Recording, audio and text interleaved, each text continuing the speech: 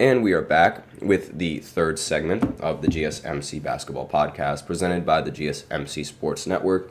And in this third segment, I'm going to be talking about Kevin Durant being in the GOAT conversation and how James Worthy feels about it. So I'm looking at it from this article, by the way. So I'm going to go over the article first, and then I'm just going to give my opinions on this article and what James Worthy had to say. So the article starts, usually a few players are debated as the greatest of all time.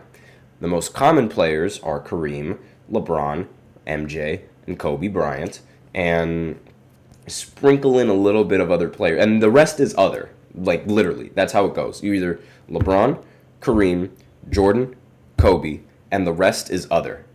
And a lot of people, when they go into other, like Anthony Edwards, for example, they pick Kevin Durant. And given his continued dominance and elegant aging, is this statement really true? So the article continues saying, when asked if Kevin Durant's name should be mentioned in the discussion of the greatest player of all time, three-time NBA champion James Worthy enthusiastically agreed, saying, I do. I've loved him since Texas. If I'm choosing somebody, he might be. You know, Steph shoots the three, but Durant is cold-blooded at his height. And I think because there's so much attention on other players right now, he hasn't been forgotten about, but he's just been schmoozing along, and he still can put up numbers.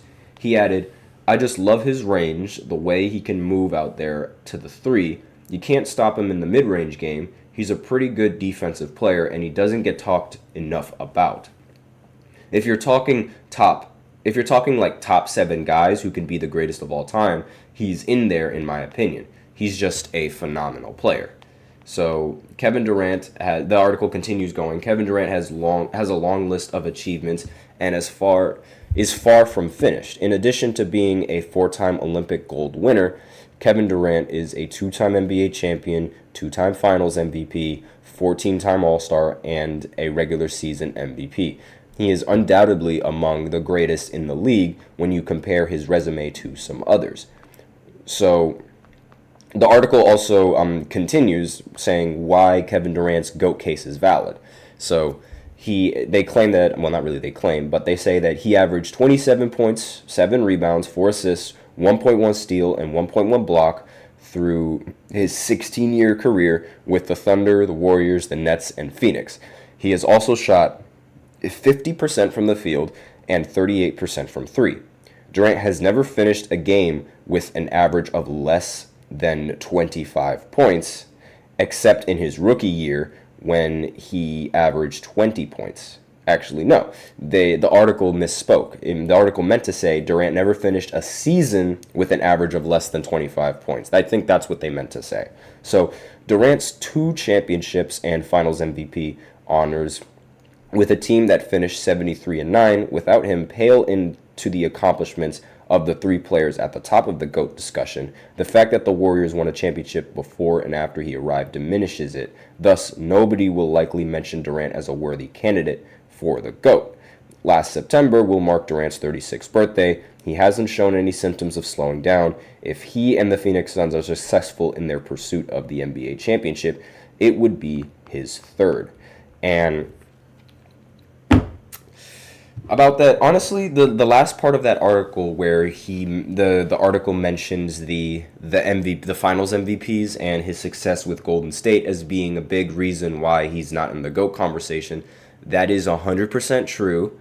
That is facts, and that should be taken into account when you're looking at a player's career. Context is everything, and a lot of people, when they look at a player and they look at a player's accolades and like their accomplishments and their achievements, they don't take into account context. They only look at either the raw numbers, the advanced stats, and nothing else that might have come into play throughout the entire NBA season.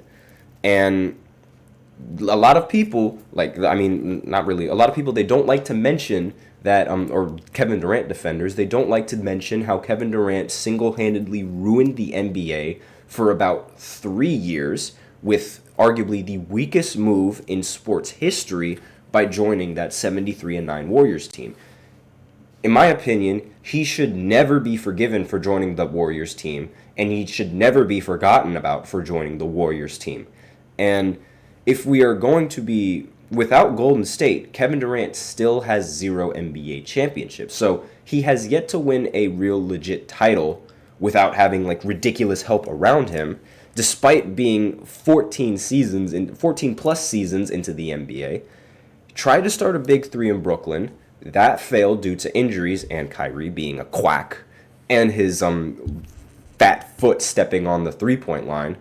And then he tried to form another one in Phoenix, and now this one is starting to look bad and starting to fail. And it doesn't make, it's like, how can you give this man like any sort of credit for being in the GOAT conversation? Like, yes, he still has 2 rings and 2 finals, and he still has 2 rings, 2 finals MVPs. Like, but those 2 rings and 2 finals MVPs, they aren't nearly as impressive as any other team's rings and finals MVPs. Like, it's more of like a technicality kind of thing, you know? Like, actually, you know what? I'm not even going to say this. I'm not even going to say what I wanted to say, because that might bring up a lot of criticism on my end. But aside from that, I mean, Kevin Durant's finals MVPs, they aren't really considered legitimate due to just how easy the finals MVPs were. Like, yes, his production and his numbers, they were ridiculous and they were finals MVP worthy. But when you're on a roster like that, of course you're going to drop those numbers. And in my opinion, you cannot be that guy when you're playing with those guys. Like, does that make sense to all of you guys? Like, you simply cannot be that guy if you're playing with all of those guys. And Kevin Durant was only that guy when he was playing with all of those guys. Because if you take away his career, like his little tenure with Golden State, every single year has been riddled with playoff disappointments coming in from Kevin Durant. And he doesn't seem to have all that much success unless he's on a ridiculously stacked team. We give the same amount of criticism for LeBron playing on a stacked team, which his team wasn't nearly as stacked as this team, because the Warriors came 1 game away from sweeping the entire league. And this isn't in like the old days of the NBA. This is modern NBA. And they forced the league to catch up. That's how ridiculously good they were. If you watch them on the sideline and stuff, everybody knew that they were going to win. The players themselves knew that they were going to win. And it was unfair. In fact, players now, they're sort of opening up to just sort of how unfair that roster actually was. And really, that's really my strong opinion on Kevin Durant. He had a chance to be in there if maybe things turned out differently in Brooklyn. He did have a shot, but after that, I think, no. You can't really put him in the GOAT conversation after that. Unfortunate for all of you KD fans out there. But aside from that, we are out of time for this 3rd segment. So now we will go ahead and go into the 4th segment, where I talk about the importance of depth. So I'll be right back after this short break. Be sure to stay tuned.